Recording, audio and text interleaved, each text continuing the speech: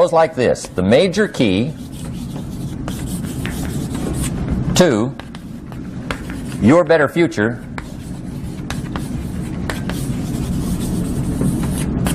is you. That's the theme of our seminar tonight. The major key to your better future is you. And I'd like to have you underline two words just to give it some added punch. Underline the word major and the word you, so that it reads, the major key to your better future is you. Now my first suggestion is transfer this to a card or something where you can put it up, where you can see it every day. Preferably put it up where you can see it at the beginning of the day, before you go off to put the day together. This is a good phrase just to glance at, to keep in mind as you're putting the day together. It's called the silent seminar.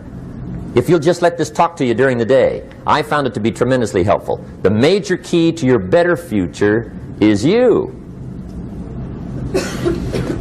For a big share of my life now, I didn't have this one quite figured out. Among a lot of things I didn't have quite figured out. Many things used to puzzle me back in those early days. I used to wonder why two people could work for the same company, one make twice as much money. Now see, that used to puzzle me. And maybe they were the same age, graduated from the same school, live in the same community, work for the same company, with the same products and the same services. They've got the same traffic, the same problems, and one makes $1,000 a month, the other one makes $2,000 a month.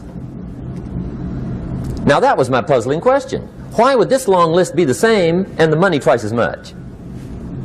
I asked, what's the difference between $1,000 a month and $2,000 a month? And I don't mean $1,000 a month, right? I could figure that out. But what makes the difference? Why would one person do twice as well, 3 times as well? Speaking economically. Now I know there's more than one way to do well. I understand that. But in this little narrow area called compensation, what's the difference? Well, back then, with my faulty thinking, I'm trying to reason it out. I thought, well, maybe time makes some of the difference, right? Some people do better because they have more time. I used to say, Herald ought to be able to do well. He's got a lot of time. If I had all of Herald's time, I could do well. Now, that's got to be dumb, right? Number one, you can't get somebody else's time. A guy says to me one time, he says, you know, if I had some extra time, I could make some extra money. I said, then forget it. There isn't any extra time. Hey, when the clock strikes 12 midnight, that about wraps it up, right? I mean, you can look around the gongs there for a little more, but it's over. You say to the guy, what are you doing? He says, I'm looking for extra time. See, they'll come and take you away, right? There isn't any more time. Now, if you can't get more time, which you can't, what could you get more of that would make a difference in economic results? And here's the key word. Make it a part of your notes. We're going to consider it tonight. The word is value. And I have a little phrase for your notes. Value makes the difference in results. Value makes the difference. You can't get more time, but you can create more value. Now here's the first lesson of economics. Everybody should learn it from the time they're old enough to understand what a dollar means. How to earn one, how to get one, how to keep one, what to do with it. First lesson of economics. We primarily get paid for value. That's lesson 1. Bringing value to the marketplace. That's how you get paid. You don't get paid for the time. I know it takes time to bring value to the marketplace, but you get paid for the value, not the time. Now, since that's true, here's one of the key questions of the evening. Is it possible to become twice as valuable at the marketplace and make twice as much money in the same time? Could you become 3 times as valuable? Make 3 times as much money in the same time? Is that possible?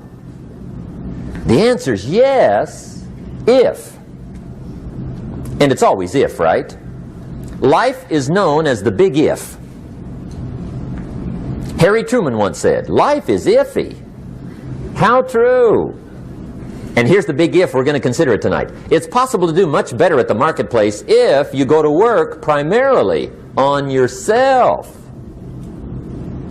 And that's the theme of our seminar tonight. Learning to work primarily on yourself.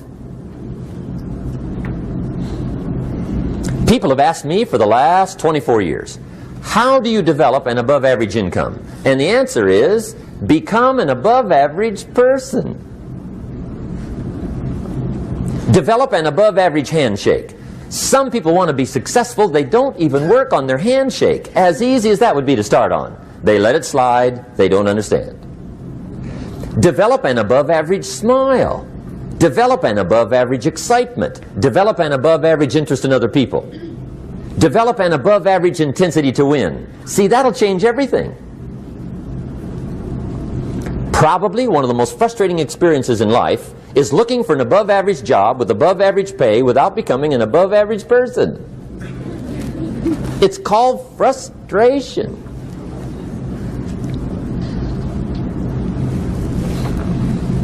And Mr. Schoaf gave me probably the greatest clue he gave me when I first met him. He said, Jim, if you want to be wealthy and happy the rest of your life, just learn this lesson well. He said, learn to work harder on yourself than you do on your job.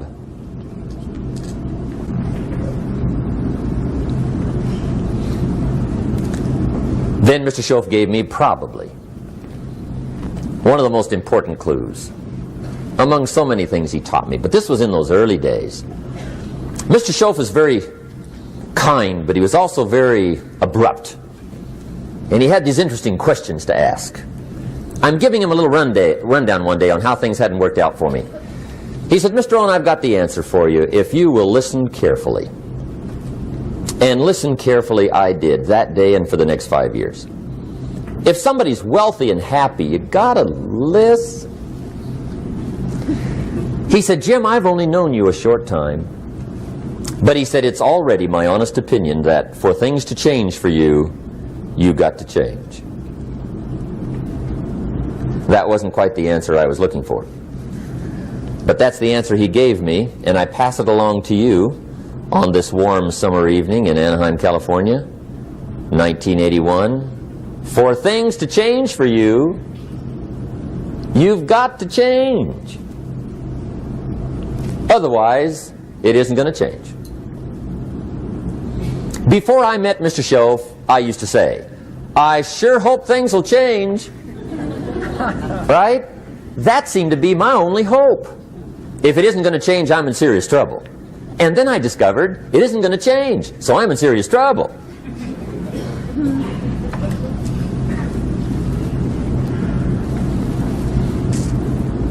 See, I can tell you what the 80s are going to be like. You have dropped into the right place. I did a seminar one time for Standard Oil executives and management in Honolulu. And we're having a conference one day on this big conference table. And one of them said to me, Mr. Rohn, you know some fairly important people halfway around the world. What do you think the 80s are going to be like? I said, gentlemen, I do know the right people. I can tell you. So they all listened very carefully. And I said, gentlemen, based on my wide experience, I can really honestly say to you, in my opinion, in the 80s, it's going to be about like it's always been. Aren't you glad you came? That's inside. I don't pass that around just everywhere. Now, of course, I said that to make a point, but I also said it because it's accurate. It's going to be about like it's always been. It isn't going to change. The tide comes in and then what? It goes out. For 6,500 years that we know of, recorded history, and probably long before that. So it is not going to change. It gets light and then what? It turns dark. 6,500 years. See, it's not likely to change. And we're not to be startled by that. And if the sun goes down, the guy says, what's happened, what's happened? It means he hasn't been here long, I guess, right? It always goes down about this time. The guy says, well, I don't like that arrangement. Well, you got to talk to somebody besides me, right?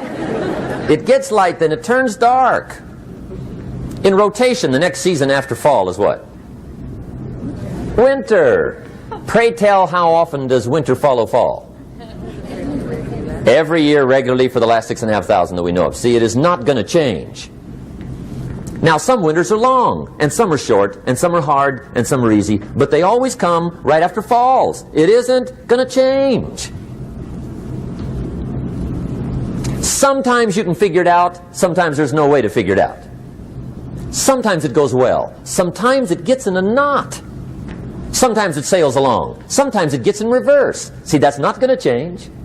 The last 6,000 years reads like this: opportunity mixed with difficulty. That's how it reads. It isn't going to change. The man says, well, if it isn't going to change, how will my life ever change? Answer, when you change. And whether I'm talking to high school kids or business executives, my message is always the same. And it goes like this: the only way it gets better for you is when you get better.